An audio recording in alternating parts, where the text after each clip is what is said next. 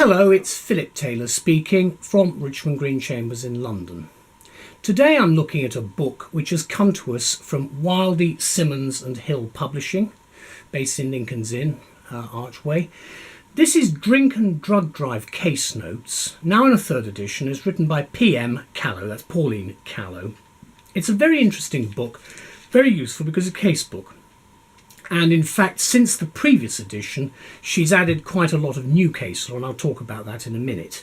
I've given a title for our review, this, a most useful reference point for police, the prosecution, the defence and legal advisors. Let's have a look at the book. It's a heavy book, hardback, there we go, red front, there's the spine, and then there's a bit of blurb at the back, which I'm going to mention in my review. The book, if you open it up at the back, has a shortish index, you can see that. It's done by page numbering as well. You should find what you're looking for actually in the index. There's an appendices, which is the Road Traffic Offenders Act. There we go, there's the index at the back. Then there's the appendices, Road Traffic Act Offenders, 1988.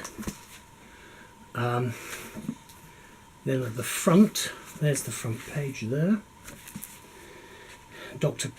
Callow has produced, I think, a very good book here. There's a preface which is well worth reading. The first edition came out some time ago. This was published in 2015 and then reprinted in 2017.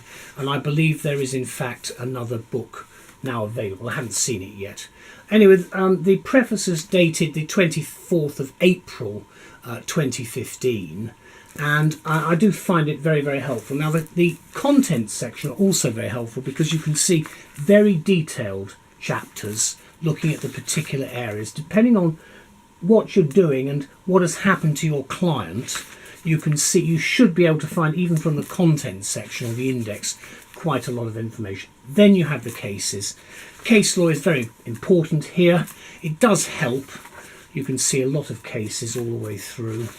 Then you've got the legislation, then after that you've got the chapters, and then right at the beginning it starts with the arrest and providing a specimen, and it runs through, and you can see how the cases are listed, all the details, and then the facts, and then where possible some basic information, and it should assist you. It's a little bit, I'm not going to be quite as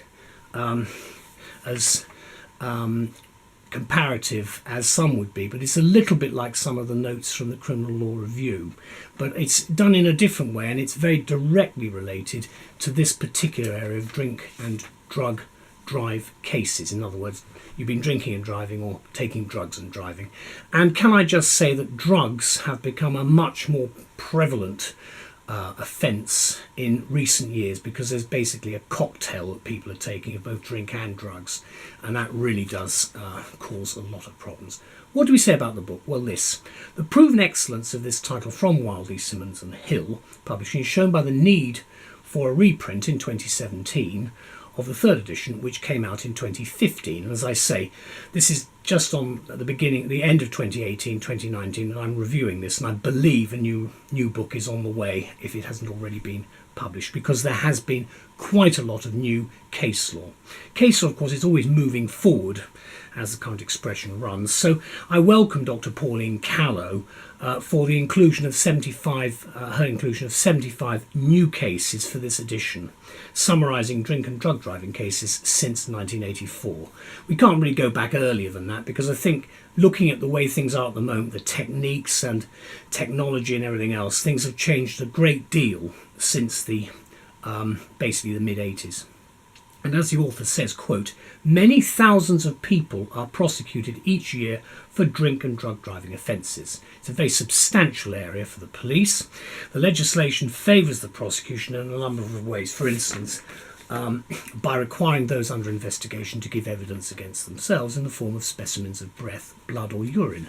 But it also affords certain safeguards to suspects, because the conviction rate is exceptionally high and the provisions have given rise to a wealth of case law. Obviously, and I make this comment now, you can take it one way or the other, it's very good for their statistics, because it's actually effectively a strict liability offence for which there is really virtually no defence. The ones that I have had excuse me, have been where, for instance, the drink has been spiked and that again is very difficult to prove, and it really then gets down to who you believe in court, and that's certainly what I've found when I've defended people in that particular instance. Now, the case summaries cover a large number of cases on drink driving and fewer cases on drug driving, which of course have come from before the High Court, the Court of Appeal, and what, as it then was, the House of Lords, and now of course the UK Supreme Court, of which there's been one recent case for this edition. In fact, over 600 judgments are summarised, giving us the bulk of the case law. And I don't think there's anything other than this that I've seen on the market that actually has it in one comprehensive statement, unless you've got Stone's Justice's Manual. But I think this is probably the best book on the market at the moment, so thank you, Wildy. Each note is presented as a short statement of the facts of the case, the questions put to the appeal court, and an extract from the judgment. Callow intends the notes to provide a broad outline of the trends in the case law as it is at the moment, and it's a starting point for readers seeking guidance on particular issues, which of course is the essence of the book. And please just remember that, as I've said before, there is very, very high prosecution conviction rate, and therefore it's unusual if you get off this particular offence, because really they have tightened things up so much that, if, as I say, it's a strict liability offence with a few exceptions. Now, the third edition for 2015 covers notes of some 75 new cases decided since the second edition was published, and all advocates, I think, will find the work of tremendous assistance in court, because it does depend very much on what point you're arguing in front of both either the justices or obviously the higher courts. Callow says that the themes running through the new cases include the interpretation of the provisions on reasonable cause to believe that the breath analysis device has not produced a reliable indication of the suspect's breath alcohol level, and on the application of the criminal procedure rules to proceedings for drink and drug driving. I say that because obviously we did have a number of cases in the early 80s where the Lion system that was being used was actually faulty, and a number of cases were then thrown out. However, things have changed, and the so-called statutory option has now gone with Section 5 of the Road Traffic Act 1988, which created new offences of driving, attempting to drive, and in charge with a concentration of a specified controlled drug above the specified limit.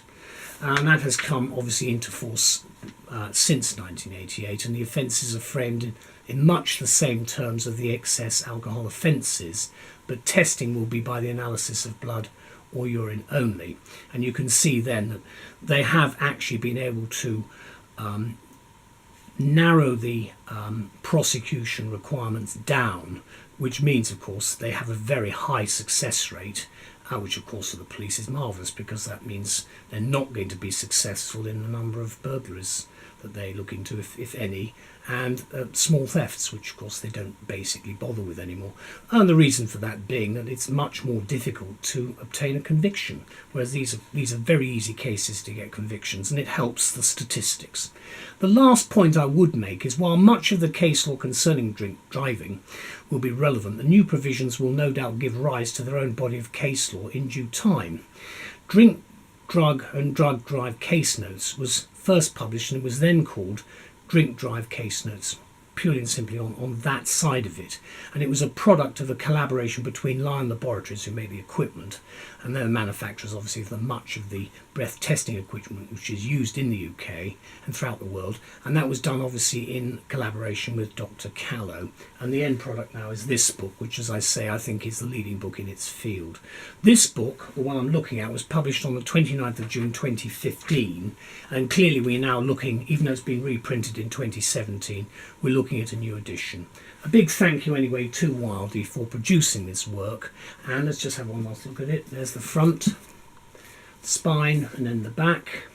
Just opening it in the middle, you can see here this is oral evidence. This is the evidence that's being given. Cases, again, you can see they're highlighted, the cases, so you can see the names, and you've got the relevant references all the way through. And then right at the back, as I say, you do have, I think, what is quite an exceptional index, and that links quite nicely with the way you do things at the front, which is looking at the contents section as well. Thank you very much, Pauline and Wildy, for producing this work. I'm very grateful to have it. You make our lives a lot easier as practitioners. Bye-bye.